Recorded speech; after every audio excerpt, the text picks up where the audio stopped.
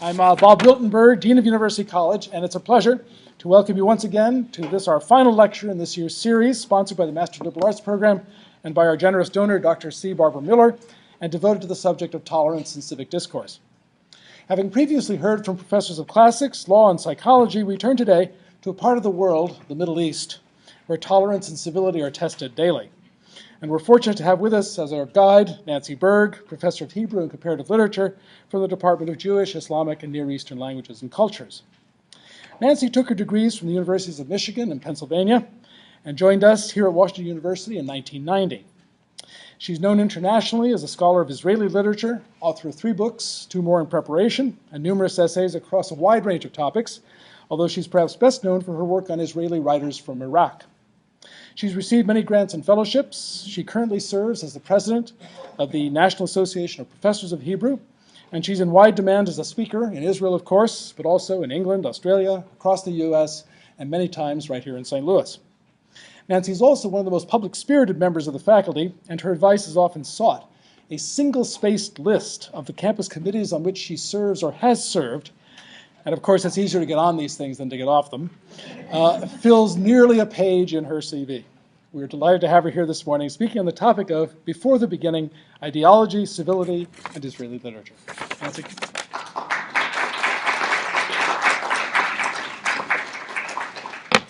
Thank you.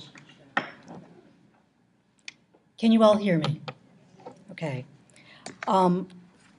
Now, before the beginning of my paper, I'd like to offer a couple of anecdotes and a confession. So here's an outline. I'm giving you a prelude. And I begin with a short clip, hopefully this will work, of an incident that took place last year in the Knesset, the Israeli parliament. Ghalib Mjadala, a member of the centrist Labor Party, is speaking at the beginning. We see him interrupted by Anastasia Michaeli, a representative from the right.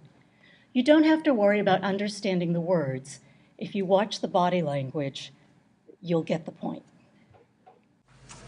לא שמעתי בית ספר אחד הוזמן לשימוע מהיישוב היהודי. מה, יש לכם מדיניות אחרת לחברה הערבית? אתם צועדים כנגד המדינה, אתם מסיתים את כל הרכיבים. אל תפריעי. אל תשתוק. אל תפריעי. חוצפנית, אל תפריעי. אל תדבר איתנו. אל תפריעי. אני אדבר לך ככה. אני בתור שלי מדבר. תשתיקי ואל תפריעי לי. אל תפריעי לי, תשתיקי. זה מהסיעה שלך, תשתיק אותה. אני מופתעת תשתיק אותה, היא מדברת לא בזמן שלה. אני קוראת לך לסדר. אנחנו לא בשכונה כאן. אני קוראת לך אנחנו פה לא לא תירגעו, הדיון הזה... זה לא סעד ישראל ביתנו, זה ועדת החינוך, התרבות והספורט. אני מבקש שתפסיק אותה. סליחה, חבר הכנסת... שלא תפריע לי. אתה רוצה להמשיך בדבר... אני רוצה שאתה יושב ראש תמלא חובתך כלפי חברת הסיעה שלך. או שתוציא אותה או שתשתיק אותה, אחד משניהם. שמעתי אותך. אני לא מוכן לקבל את זה. אף אחד לא ייקח לעצמו דין, ואף אחד לא יתנהג עם בית ספר כפי שהוא רוצה. נגמר החגיגה, אנחנו לא בעידן הממשל הצבאי. הממשל הצבאי הסתיים ב-66. היי, מה את עושה? شجاعك مجنون هذا شو هي بعضات الحلوة على مجانين عن الشكل אדוני היושב ראש, זה אומר הכל. חבל שהיא בסיעתך. אני בטוח שאתה לא תסכים להתנהגות פרועה, חוצבנית, פשיסטית זו. אבל אני אומר לך, אני אפילו לא מתרגש. אתה שם לב, אני אפילו לא מתרגש. זה צפוי. היי, מה את עושה? Michaeli was subsequently reprimanded for interrupting a fellow member of the Knesset. And now for the second anecdote. Academia is certainly not exempt from similar departures from civil discourse, although we tend to stay dry. Every year, professors of Hebrew literature gather from around the world to attend the annual and international conference of professors of Hebrew. In the last meeting of this professional body, I witnessed a scene that must have been incomprehensible to any outsider. Typically, at such a meeting, when speakers are introduced, they're acknowledged by their institution. Contrary to convention, the chair of the session in question introduced the first speaker but refused to name the speaker's institution. The speaker responded with an equal lack of grace, giving himself the introduction that had been omitted and emphasizing the name of his institution. The same conference concluded with an almost parallel or bookend scene. The aforementioned session chair was now herself a speaker, and the aforementioned speaker a member of the audience. During the Q&A, the aggrieved former speaker launched into a long speech criticizing the current speaker's paper. He went so long and with such vitriol that he eventually had to be cut off by the organization's executive vice president. The rude display by both of these professors, was not just personal, but was deeply enmeshed in an ongoing political controversy that was resolved only last month. Against the advice of the academic community, the governmental body in charge of higher education had decided to accord the college the coveted status of university. The college is located over the Green Line, in the territory captured by Israeli armed forces in the Six-Day War over 45 years ago, and still in dispute. Israelis from the political right consider the West Bank to be part of their country. Those on the left consider it Palestinian land. And here I've oversimplified for our purposes. The very existence of Ariel University seemingly flouts the possibility of the two-state solution to the Palestinian question. And now my confession. I went into the field of Israeli literature in part because I didn't have the appetite for politics. And while perhaps literature is seemingly apolitical and scholarship ideally free of ideology, only the very most naive, which I was at the time, could imagine that anything connected to Israel, or for that matter with academia, would be devoid of politics or ideology.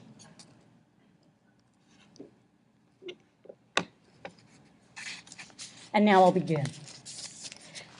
Israelis aren't known for their etiquette. As the title of an article in Le Monde characterizes them, they are polite like a cactus.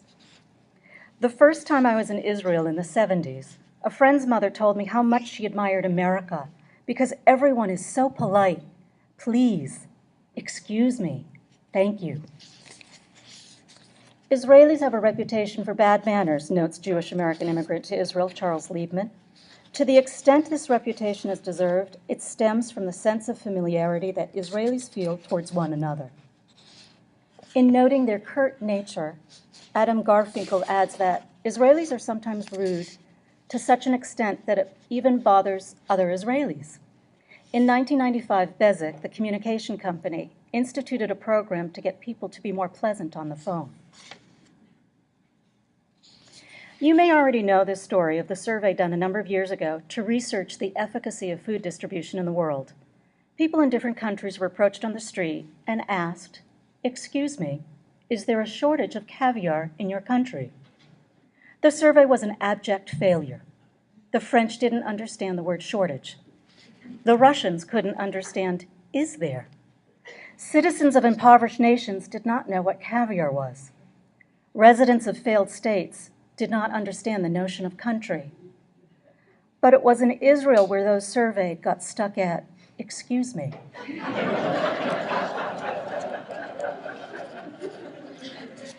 Mainstream Israeli culture favors candor. The style of direct speech known as dugri is said to be employed in order to show a connection between the speakers, whether they share ethnicity, religion, or past experiences. Linguist Tamar Katriel traces the adoption of this Arabic term, dugri, meaning true to the facts, to mean true to oneself, that is, sincerity as self-disclosure. It has further evolved to mean sincerity as self-assertion. It fits the functional pragmatism of the Jewish pioneers who settled the land of Israel and created a new culture. Seen as a reaction to the European bourgeois culture from which so many of these pioneers came, and an assertion of the break from the immediate past, in practice, it often precedes a declaration of uncomplimentary frankness. Sort of, "I shouldn't tell you, but," or "don't take this personally." It also suggests familiarity. Israel began as a small community in which most of the residents seemed to know each other. Even if they didn't, the assumption was that they shared ideals, identity, and hardships. The effect of perceived shared identity cannot be overstated.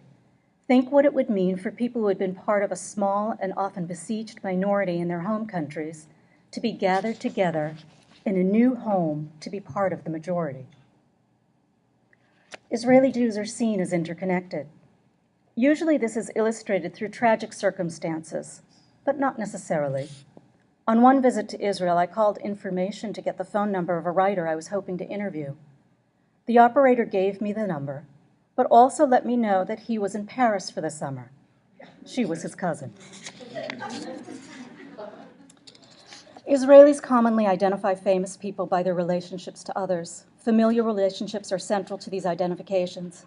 Someone may just be known as the son of or the sister of, and the name of the better-known person is left as understood.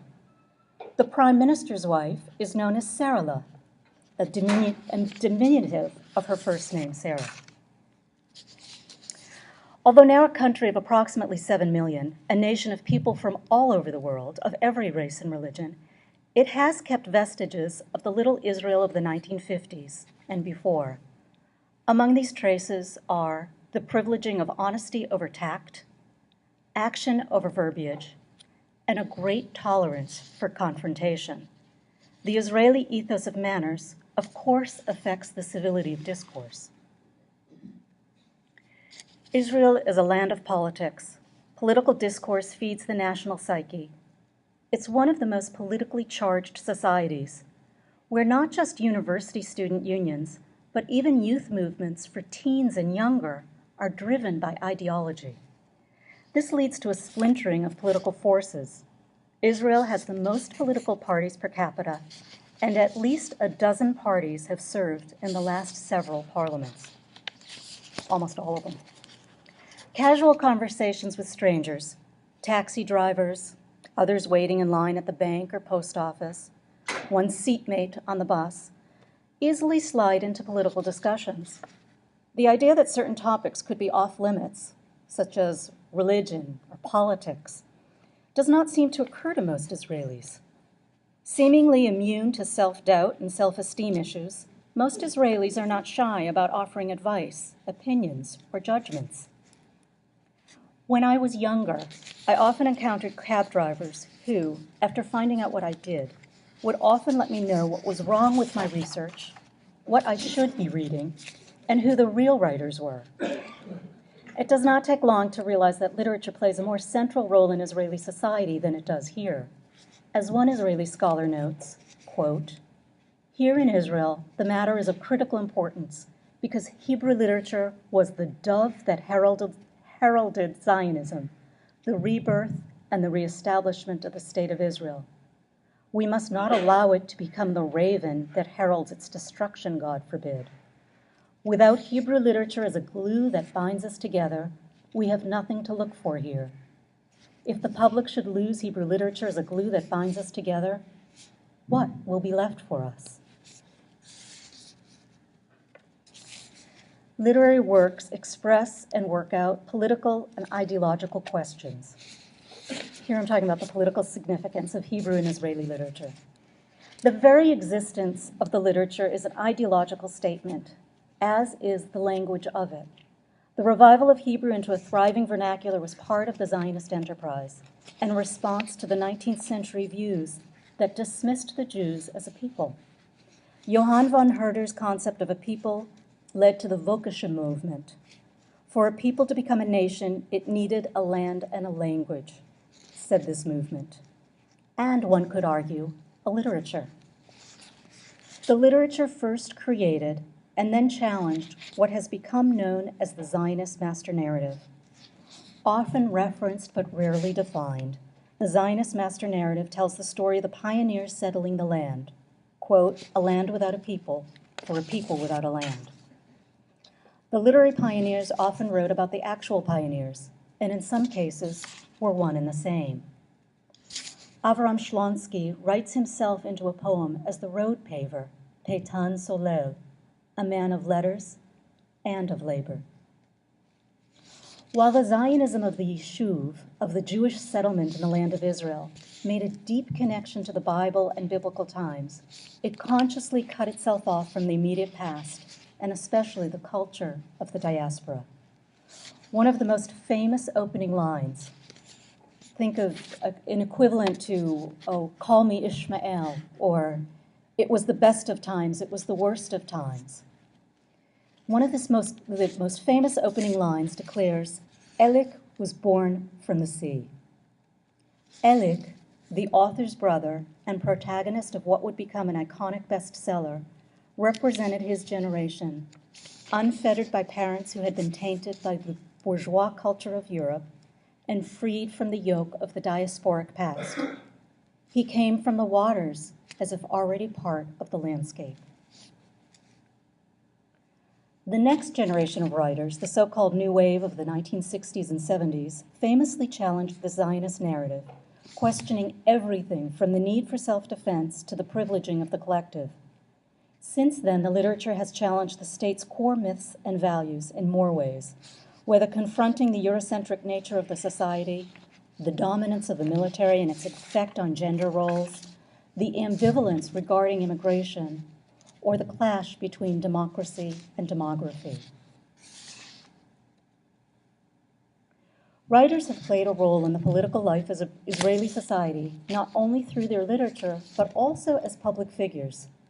While here in the US, we would be unlikely to take seriously a piece of journalism that would ask best-selling authors such as Danielle Steele and Stephen King for their opinions on what to do about the war in Afghanistan, or how to avoid the fiscal cliff or sequestration, Israeli writers have been active participants in Israeli politics since well before the establishment of the state. Poets such as Bialik, who was born 1873 and died 1934, the father of modern Hebrew, drew upon the biblical tradition of prophecy, as well as from neo-romanticism, to claim the role of the prophet and thus become a political figure. Bialik's thunderous verses urging the adoption of new values shifted agency from God to the people themselves, calling upon them to rise up and fight. One of his most famous poems, Ir HaHariga, City of Slaughter, was written in response to the 1903 Kishinev pogroms, known as, quote, the last pogrom of the Middle Ages and the first atrocity of the 20th century. The poem that begins, Arise Now to the City of Slaughter, is one that bears witness, criticizing both God and the passivity of the Jewish people, and serves as a call to arms. A companion piece, Al HaShchita, on the slaughter, also assumes the prophetic voice. Oops, I went the wrong way. And cursed be he that says, avenge this. Such vengeance for the blood of innocent women and children has yet to be wrought by Satan. Bialik created a mythic biography for himself to reinforce his role as prophet.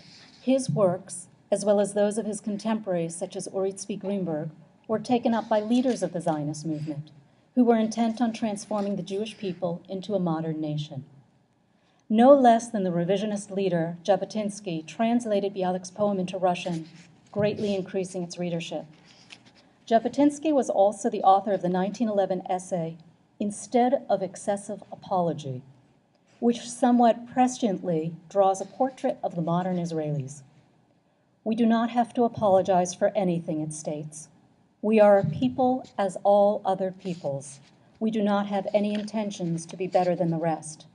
We do not have to account to anybody. We are what we are. We are good for ourselves. We will not change, nor do we want to. Writers were the new prophets. While by the second half of the 20th century, poets had seemingly moved away from the prophetic mode, they had not, in fact. Yehuda Amichai, the most important Israeli poet of the 20th century, was eulogized in the New York Times as, quote, a prophet who speaks in the guise of an ordinary Jewish citizen. Amichai was given the title of national prophet, not because he was Bialik's successor, and certainly not because he laid claim to the title, but due to his popularity. He was the poet that everyone read. even when poetry became eclipsed by prose, and even when Israelis seemed to stop being a nation of readers.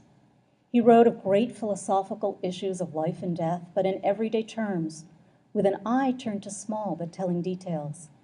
In his humility and anti-heroism of the weary soldier, I want to die in my bed, Amichai rejected the mantle of prophecy. He even wrote of the lack of contemporary prophets. Quote, I come to the street of prophets, there are none. And yet he became the prophet calling for peace. And here's an excerpt from his poem, Wild Peace. A peace without the big noise of beating swords into plowshares, without words, without the thud of the heavy rubber stamp. Let it be light, floating, like lazy white foam. Let it come like wildflowers, suddenly because the field must have it, wild peace. Or, as he says in another poem, and stones fly from all four winds into all four winds. They throw stones, throw this land one at the other, but the land always falls back to the land. They throw the land, they want to get rid of it. It's stones, it's soil, but you can't get rid of it. Oh, the poem of stone sadness, oh, the poem thrown on the stones, oh, the poem of thrown stones. Please do not throw any more stones. You are moving the land, the holy, whole, open land. You're moving it to the sea, and the sea doesn't want it. The sea says, not in me. Please throw little stones. Throw snail fossils. Throw gravel. Throw soft stones. Throw sand to the seashore. Throw soil. Throw wind. Throw air. Throw nothing until your hands are weary. And the war is weary. And even peace will be weary. And will be.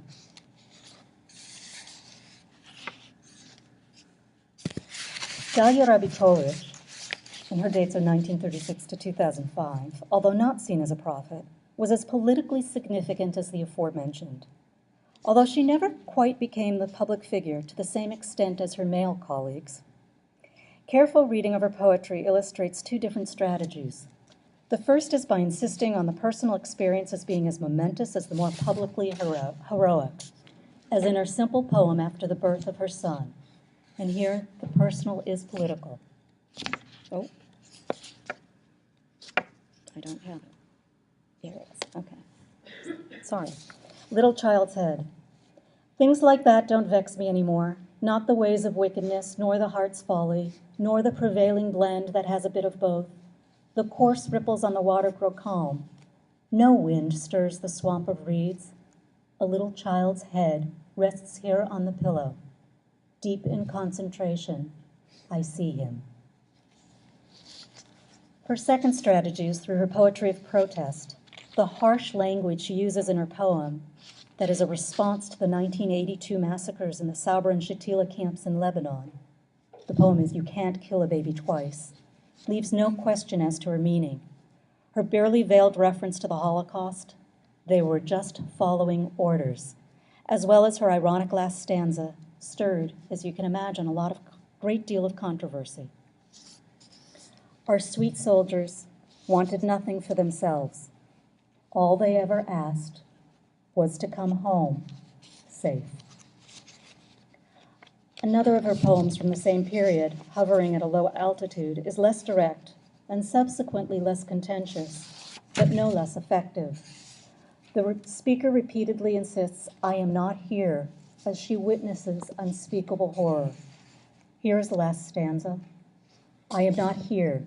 I'm above those savage mountain ranges in the farthest reaches of the east. No need to elaborate. With a single hurling thrust, one can hover and whirl about with the speed of the wind, can make a getaway and persuade myself I haven't seen a thing. And the little one, her eyes start from their sockets, her palate as dry as a potsherd, when a hard hand grasps her hair, gripping her without a shred of pity. Writers are the ideologues and often politicians who call out for civil discourse, for witnessing, for a discourse that enhances understanding. In addition to their writing, many have also served in public office. The Knesset, the Israeli parliament, has had among its members authors such as Yizhar Smilansky, Moshe Shamir, Yitzhak Navon, and Emil Habibi, not to mention the incoming head of the new upstart party, Yesh Atid, Yair Lapid, who has several best-selling thrillers to his name. Writers also play roles in non-legislative institutions. Aaron Megid, Benjamin Tammuz, Hanoch Bartov, and Nathan Shacham have all served as cultural attachés in London and New York. Sami Michael, the Iraqi-born writer, has been president of the Association for Civil Rights in Israel for more than a decade. Eli Amir, also from Iraq, was the director of Youth Aliyah, promoting the absorption of teens and young adults who immigrate to Israel without their families. He served as an advisor on Arab affairs to the Prime Minister and envoy for the Minister of Immigration Absorption. For years, he worked to acknowledge the problem of immigrants from Arab countries and was involved in numerous projects to promote their culture and history. Writers have been even more influential in their roles as public intellectuals. Perhaps it's because artistic license gives them more room to be critical, but even more so because literature matters in Israel, in the land of the people of the book. Israelis buy more books per capita than any other nation. Amos Oz is perhaps the best known and often speaks out and writes about hot-button issues. He was among the first to call for a two-state solution back in 1967, to oppose the settlements from the beginning, and was among the founders of the Peace Now movement. 10 years ago, he published his most celebrated work to date, A Tale of Love and Darkness, both a memoir and a history of the early days of Israel. When it was eventually translated into Arabic, he sent a copy to imprisoned Palestinian leader Marwan Barghouti with his personal dedication in Hebrew. Quote, "This story is our story. I hope you read it and understand us as we understand you. Hoping to see you outside and in peace.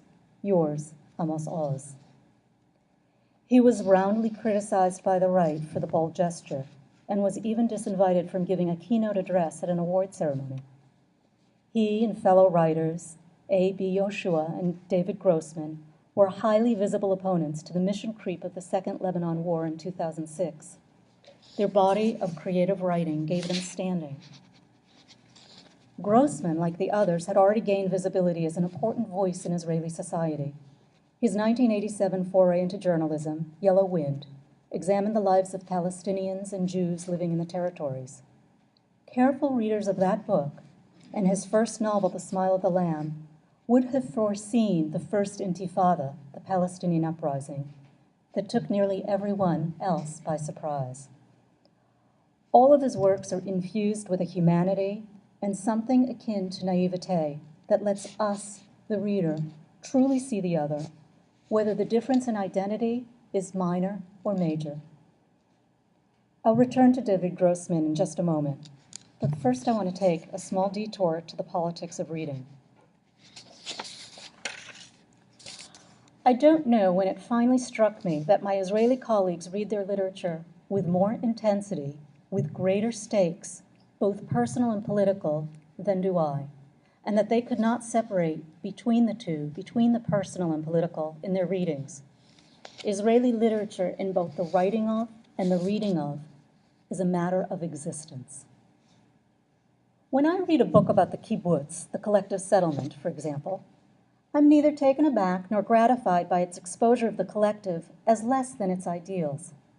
Rather, I am interested in how the narrative is shaped, the characters formed, the story told. At a conference session some years ago, this is the same group of people, by the way, the scholar presenting her paper on a set of novels that critiqued kibbutz society was shouted down by people in the audience who had themselves been kibbutz members.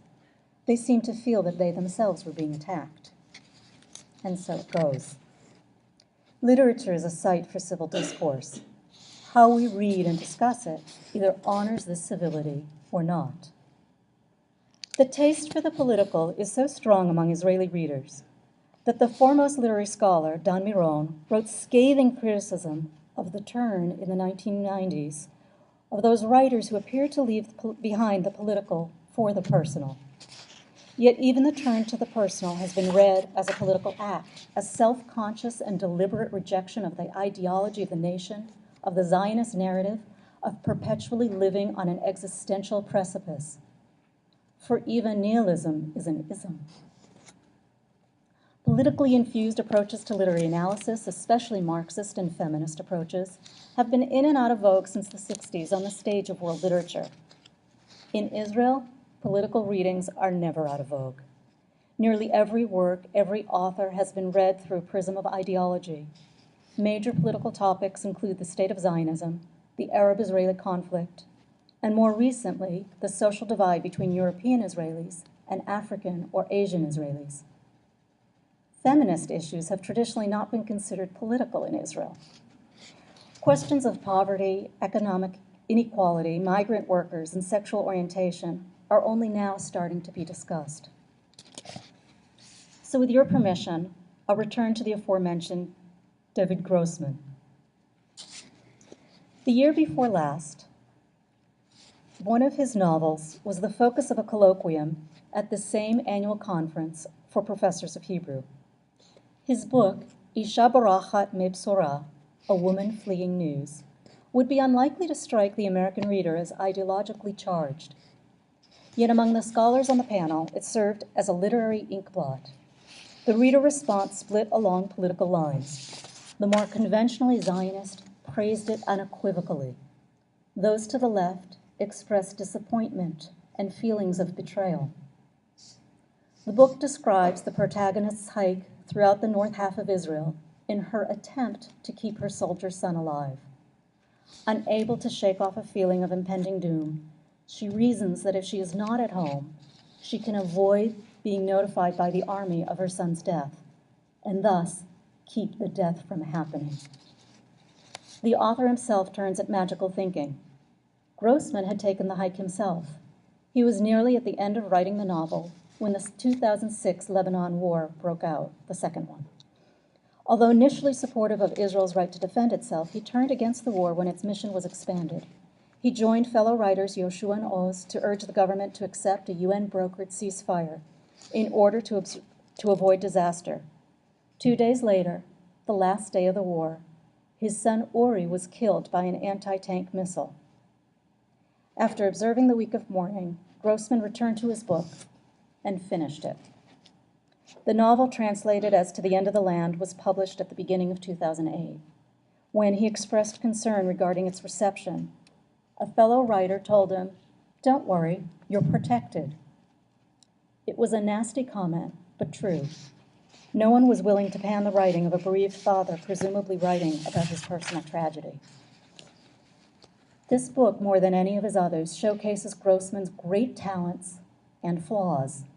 Among the latter is that the narrative is meandering and even bloated. The book combined the focus on the personal, the nuances of relationships within the family, with the political, the effect of the ongoing Arab-Israeli conflict.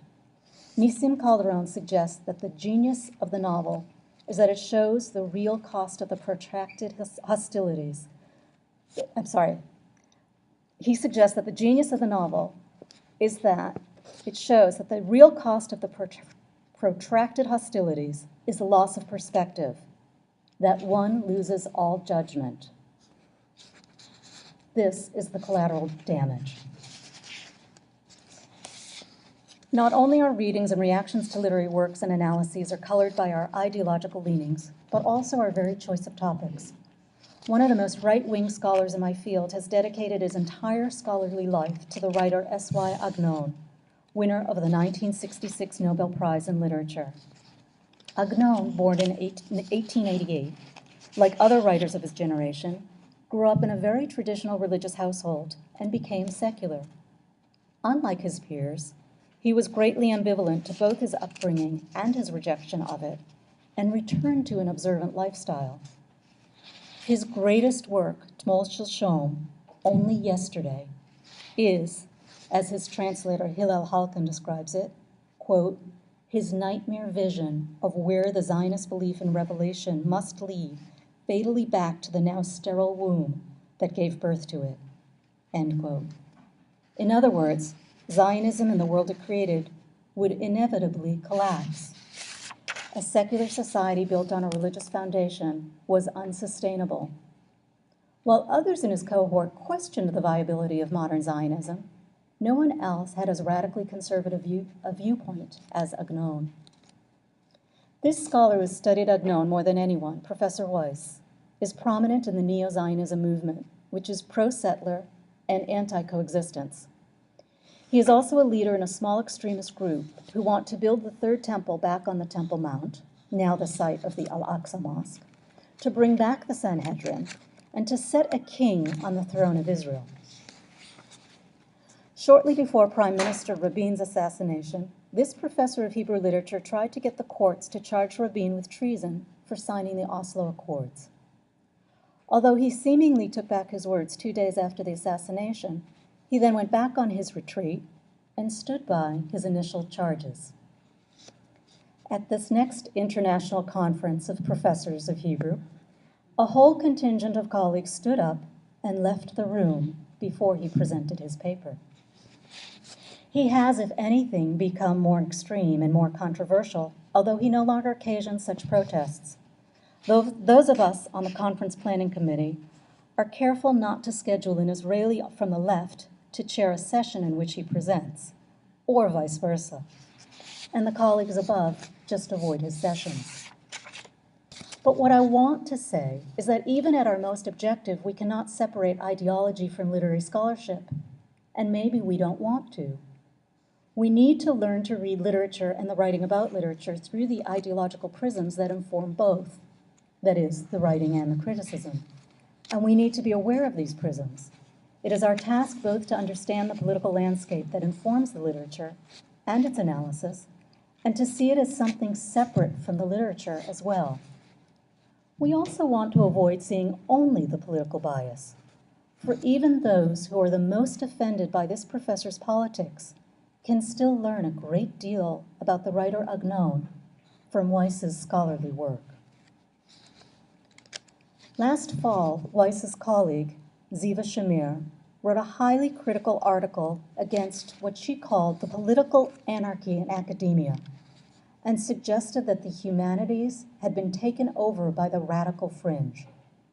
Much like such essays written here in the US in the past few decades, she railed against feminist approaches, post-colonial studies, ecological approaches to literature, and so forth. She goes so far as to argue that these approaches are the reason for the declining interest in the humanities. While there are some academics from either end of the political spectrum who have allowed their ideology to obscure their scholarship rather than inform it, after all, we need to read the literature to find out what is there, not what we would like to be there. I found that in general, expressions of discomfort with the so-called introduction of politics into literary analysis usually express discomfort with the flavor of the politics introduced. Politics have been there all along. As I noted at the outset of this talk, it's part of Israeli culture. But more than that, politics or political behavior is part of our humanity, of the way we communicate, the way we filter information and process what we see. Of course, there are abuses in the politicization of reading, and there are less adept uses at the hands of the unaccomplished critic. Yet the approaches themselves, whether Marxist, feminist, or other, are legitimate. What all of us readers need to be aware of is to take caution, not to quash questioning, to allow other viewpoints, and to encourage different approaches. The suspicion of political bias led to the decision last fall by the aforementioned Israeli Council of Higher Education to shut down Ben-Gurion University's political science department due to its perceived failure to broaden research approaches and encourage pluralism. This was despite the external reviewers' praise of the improvements the department had made in response to their initial review. Just last week, the decision was reversed, to the relief of the department and its more than 400 students, and many who resent government intrusion into academia. It was also to the relief of Ben-Gurion University's Department of Hebrew Literature, which felt it might be next on the chopping block.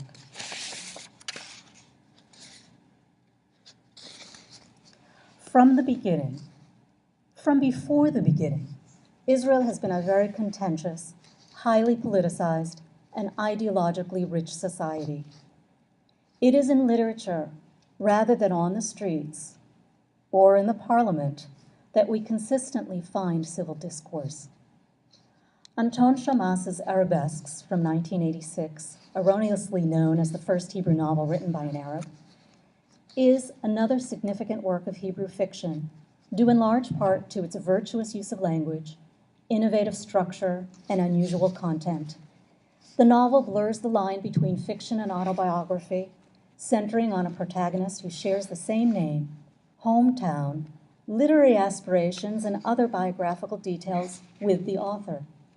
In an especially acerbic passage, the narrative offers a quick survey of the image of the Arab in Hebrew literature, with especially sharp barbs pointed at a character with the same initials as a real-life prominent Hebrew novelist.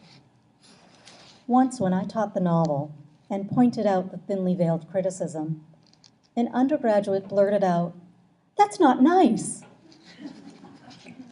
No, it might not have been nice, but it was still civil in its discourse as it worked to enhance understanding, to let us readers know what it felt like to be represented as a symbol or a mere tool serving the plot. Kenneth Gergen, yes, the brother of, Kenneth Gergen describes civil discourse as, quote, the language of dispassionate objectivity, and suggests that it requires respect of the other participants, in this case, the reader. I don't know that to be civil, discourse necessarily must avoid passion and subjectivity. Literature, almost by definition, is written to be subjective and to provoke a passionate response. It is in our subjective readings of these works, in our most passionate responses, that we can come closest to enhancing our understanding of the other. Sometimes our own discourse about literature doesn't match in civility, but my experience with a rather contentious lot who are professors of Hebrew still offers hope. Let me conclude with another short anecdote that may explain this hope. The incident also took place at this now famous annual conference of professors of Hebrew. A well-known and generally well-regarded scholar of the literature was invited to deliver the keynote address. He took it upon himself to expand his role to include commenting on each and every session he attended. And with each paper, he grew noticeably and increasingly irritated, reactive, and irascible. It got to the point where even he took notice of his poor behavior and gave an unprecedented public apology for his lack of grace. Just in case this does not give you the hope that it has given me, I will end with these words by the aforementioned Ziva Shamir. She's the one that was against feminist and Marxist and modern contemporary approaches to literature. Literature and literary research are connected vessels. Each nourishes the other. Literature also needs an interpreter who can shed light on it.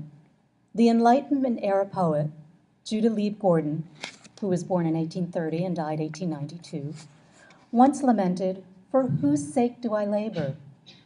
He thought he would be the last Hebrew poet. Fortunately for us, he was wrong. All is not lost. Always, when it seems that everything is being destroyed, new things are created at the same time. Thank you.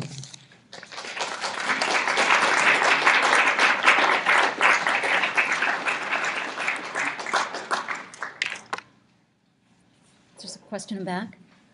From some of the things that you said, I have the impression that Israeli writers are sort of emotional and simplistic and partisan on both sides, and not particularly analytic or showing the complexity or what are the issues involved from different points of view and how they play out. Is that what would you say? If you couldn't hear the question, I'll try and summarize it. Tell me if I'm wrong. That I have given the impression that Israeli writers are simplistic, emotional. There was one other word. Partisan. And partisan. Is that true? And that they don't show the complexity of the situation. And I really apologize for misleading you and for giving you the wrong impression. I think it's really in the literature that we see the complexity of the situation or the situations, and that it's the writers who bring about this. I think most of them who have become public intellectuals or who are public intellectuals have very nuanced approaches to the different situations, and that is what sometimes upsets the readers who expect this one to be here on the left and this one to be here on the right, because I think that they are so nuanced and complex. So I apologize very much for misleading you, but I can recommend a whole bunch of novels and other works for you to read. So. Where or what was the slaughter of 1903? Okay, the question is about the Kishinev pogrom in 1903, and Kishinev is one of those places that has been in the Ukraine and Russia, and some of you out there can probably find it on the map a little bit more easily than I can. But it's one of those areas that keeps shifting, but was in the former Soviet Union. And there was the slaughter of Jews in 1903 that was very horrific. And Chaim Nachman Bialik, who was already a poet of repute, was sent there to write about it. So. Do you think the advent of social media has increased the opportunities for the vitriol to spread? Do I think that the advent of social media has increased the vitriol or the opportunities for vitriol to spread? And yes, I do. I can't give a complex, nuanced answer to that, but absolutely. And I wish, for example, I love YouTube, but I wish I could erase all the comments, and I wish I could find a way to block the or if I read the newspaper online, I wish I could block the comments, and I wish I could keep my children from being able to read the comments, because usually it's so mean-spirited and so outside of the spirit of civil discourse. So absolutely. Follow up? Couldn't your lecture today have been spoken about the American literary scene also, the political scene? I think there's a huge difference between the American scene and the Israeli scene, whether literary or political, in that I think that the role of literature in Israel is very different than the role of literature in America, that the role of writers in Israel is very different than the role of writers in America, that the society is structured very, very differently. The assumption in Israel is that people do know each other, even though they don't necessarily, and that that in America, this lack of civil discourse is not based in an ethos of familiarity and straight talk, but just seems mean-spirited. And in Israel, I'm not sure, every people has its mean-spirited advocates or whatever, or practitioners. But I think that what we see as in civil discourse in Israel, if we just saw it from outside and didn't necessarily understand what was going on, is not always really uncivil, if that makes sense. I was going to ask a related question. It seems like in the United States, if writers were getting the kind of reaction that they were getting in Israel, that there'd be a lot of self-censorship, just because they didn't want to deal with that, and they might. Is there any of that, or is the sort of general climate of this being the norm? So the question is there as great a tendency as there would be in America for self-censorship, is there that in Israel, right? Did I? And I would think, I think that there is some self-censorship, but I think for the most part, it's not really part of the national psyche. I think that this whole Dugri, speaking one's mind, and getting off the chest and saying what you feel, no matter what the consequences, is a much stronger principle than making nice or protecting your reputation.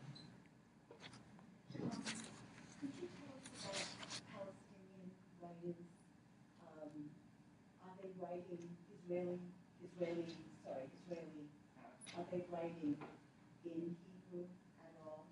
And do they deviate from the political, explicit political writing to get to the politics through personal nuance?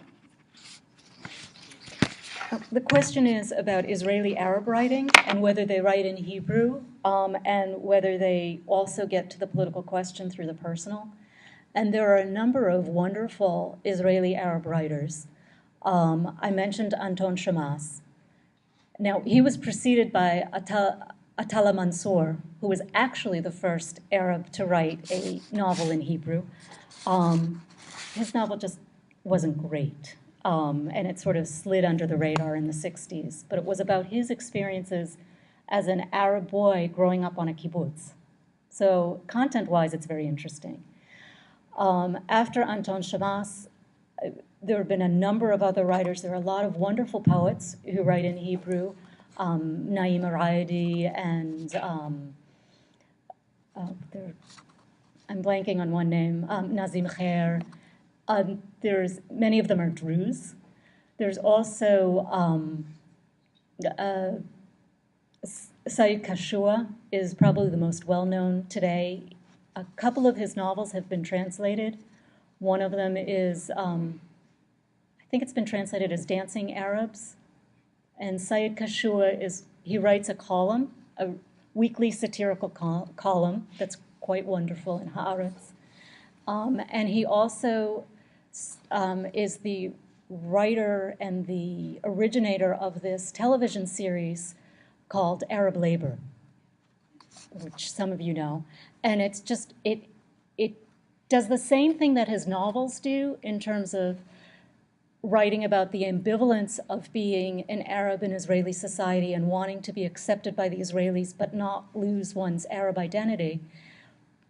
But whereas the books are kind of dark, the TV show is wildly humorous. So he's probably the best known today. This conversation pretty much oriented towards the novel and the discourse, and which I really appreciate that a lot. I'm wondering to what degree does that attitude, that nearly genetic attitude, inform historical writing? Absolute, one would think would be pure, unbiased text of some historical event being informed by the sense of discourse that would twist the real reporting of the event. Does that make sense? Yeah, I have to say, I have to respectfully disagree with you that there are unbiased historical accounts. And especially in Israel, any historical account, anyone who's writing about history is trying to create a narrative, right? They want to tell the story, what happened, why did it happen? Well, as soon as you choose which facts you're going to include, and then when you put them in a narrative, one is already informed by a political opinion or ideology, whether it's acknowledged or not. And so if I'm trying to give a historical background to my students, it's usually in response, and sometimes I'm wrong, but it's in response to what I think they think, what I think they already know about the historical, and the historical event or events, and I'm trying to provide a corrective. So often history is written as a corrective, and if you don't know what it's a corrective to, it swings a little bit too much. It's like a pendulum, it swings too much to the other way. So there are waves of Israeli historians, modern historians who write about modern Israeli history, who have gone back especially to the the Nabka, the 1967 Six-Day War, and the 1948 War of Independence, and go into the question of, were the Arabs, did they leave their place, their homes of their free will, or were they chased out? Was it by the Israelis? Were Arab leaders sending them forth? And there's a whole school of Israeli historians who are considered revisionist historians who have gone back and looked at it more from a viewpoint that's perceived as from the Arab viewpoint. And a few of those have turned around and gone further to the right. And then there are all these others who pile on and write correctives, trying to get at what really happened in 1948 or what really happened in 1967. And the truth of the matter, speaking as a non-historian and as someone who studies novels instead, because I think novels are more truthful, but I think the truth of the matter is that it's always somewhere in between, that it's so complex that we can find examples of Arabs who fled, and we can find examples of Arabs who were pushed out. And so to try and create a singular monolithic narrative is probably never accurate. Does that answer your question? Okay. What about Israeli film? Does that have the same impact influence as Israeli literature? It's interesting. Israelis sort of have been famous for never going to see an Israeli movie.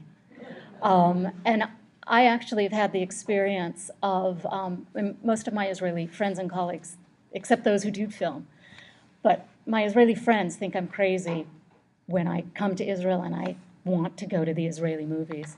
And I've had the experience of being the only person in the movie theater to see a wonderful movie that's called, I think in English, it's been translated into Bonjour, Monsieur Sammy or Shlomi. I recommend it. It's 2003. So Israelis typically don't go to their own movies. They had very poor production values until this millennium. Israeli movies are incredible now, ever since they changed the laws and funding formulas. There are some fantastic movies. I don't think they have the same impact as do the novels, because only people involved in film see these movies generally. They're just not as mainstream. Yes?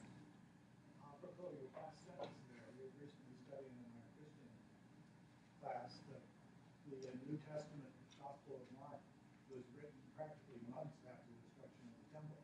So there's the horrendous political event led to practically the founding of Christianity. Mm-hmm. Because sure, what happened before that was never really written down until after the temple was destroyed. So the remark was that after he's learned in class that the Gospel of Mark, was written just briefly after the temple was destroyed, and so the horrible destruction of the temple led to the creation of Christianity. And I would also say that the destruction of the temple also led to the eventual creation of development of rabbinic Judaism, which I would argue is why Judaism still exists today. So we could say both. Would you say more about the first part of the title of your talk, before the beginning? What are you thinking about there? Well, there are a couple of things. One is that I meant before the beginning of the state of Israel, that Israel sort of existed even before it existed. But I also was sort of playing with the idea that I was going to start with, I thought I'd start with an anecdote, and then I came up with, well, which of these two? And I kept coming up with beginnings of the talk. So I decided to do sort of a amuse-bouche for you. So that part of the paper was before the beginning. So it worked on both levels. Does that make sense? You indicated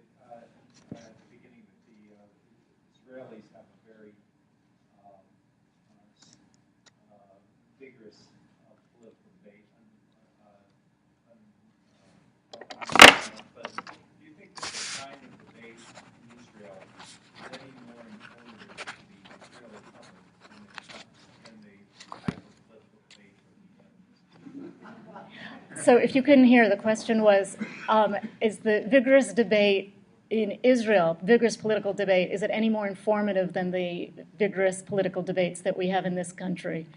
And at the risk of being too political, no, I don't think it's any more informative. I think you saw in the clip at the beginning, what was going on is that, on one level, there was someone from the center left who was protesting the firing of a principal who had brought his students or allowed the school to bring students to a human rights march or civil rights march. And those from the right were in charge of the governmental agency that would have power over the principal of the hiring and firing and fired. And so this man was protesting it, and the woman was protesting his protesting, saying, you are promoting anti-Zionism. But what was also going on was that the man who was speaking initially is an Israeli Arab. And the woman who was the water thrower is a somewhat recent immigrant to Israel from the former Soviet Union. And she kept interrupting him. And so there were a lot of things going on a lot of levels. That her interrupting him was on one level just rude, but also not atypical of what happens in this type of discussion. But he was being interrupted by a woman. So there were gender things that were going on there that got him more upset, perhaps, than had he been interrupted by a man. She was saying things that were inappropriate, and he was saying things such as martial law is no longer in effect. Martial law was canceled in 1966. We no longer have martial law, so you should be quiet. And maybe not, it was something between quiet and shut up. And so there were these things going on where she was, in some ways, questioning his right to claim an Israeli identity, although he, of course, had been in the country much longer than she had. And so these things were going on while the question was about this principle and whether human rights is a value to promote or not, or was it a left-wing value? And then after she threw the water and you saw someone said, oh, that cooled him off. And he really did. He started spying. He said, well, that wasn't unexpected. And this is what she behaves like. And then the language of discourse changed into Arabic. As the Arabs, as he and another Arab or two were saying, well, Majnoona, she's crazy. And there were these asides in Arabic that were going on, which was also an interesting element here. And the speaker said, would you like to continue? And he said, yes, I want to continue.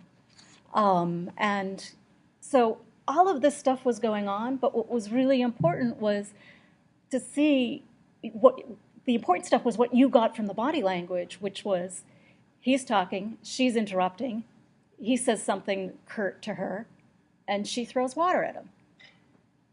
And that takes us away outside of the realm of civil discourse and also suggests that the content of political debate in Israel really isn't any more informative than what we have here. That is fascinating about your paralleling of manners and political behavior. And I'm wondering, if you look back at these, say, 65 years in American history versus Israeli history, there's been tremendous evolution of manners in this country. Do you think it's the case that in Israel, because of the ongoing existential crisis, that manners are essentially frozen? Or do you see an evolution going on there as well? So the question is, in America, manners have evolved over the past 65 years, which I'm sure my parents would strongly agree with. It has a similar evolution taken place in the United States, in Israel, sorry. or has the existential crisis frozen manners? And the answer is kind of yes and no. On one hand, there is still or even a heightened level of aggression in Israel, where I know visitors, when I've had visitors, they've said, wow, it sounds like every interaction is an argument. And if you don't know the language, it sounds that way, but you can argue, it can sound like a heightened argument, and the next minute, two people are slapping each other in the back and going for coffee, which doesn't happen here.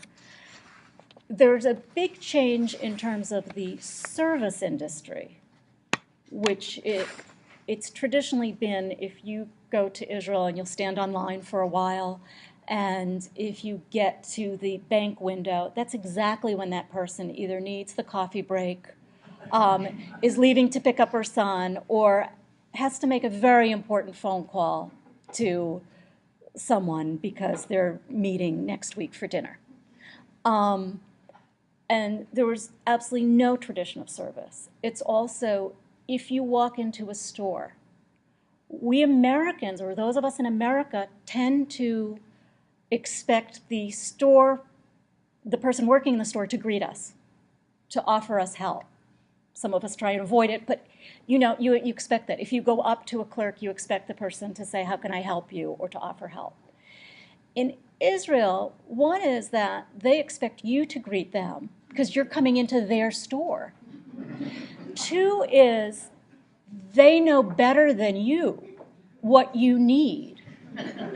So it's not for you to tell them or ask for what you need, it's for them to tell you.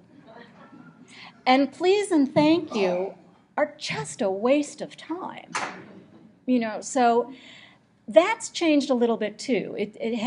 There's been an Americanization of many things in Israel, including the service industry, but you can still find a number of places where the old ways still rule.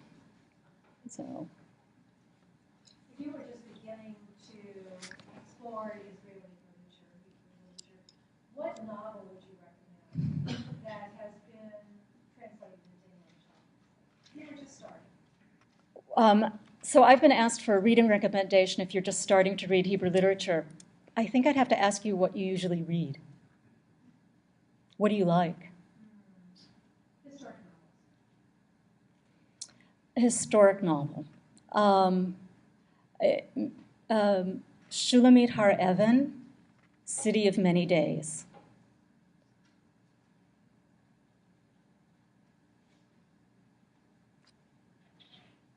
If someone has another genre, poetry, Yehuda Amichai and Dalia Rabikovich. Definitely. So you said you'd be happy to make us a list of how can we access that? Can you put that online? I will get it. It might take me a few days. That'd be great. But if you tell me what kinds of things you want. Well, the David Grocery one. What is the translation from the Hebrew that you got? It's a woman flees from tidings or from the news, or it's not news like at 11, but like someone bringing a message. So, are there any other questions? Thank you very much.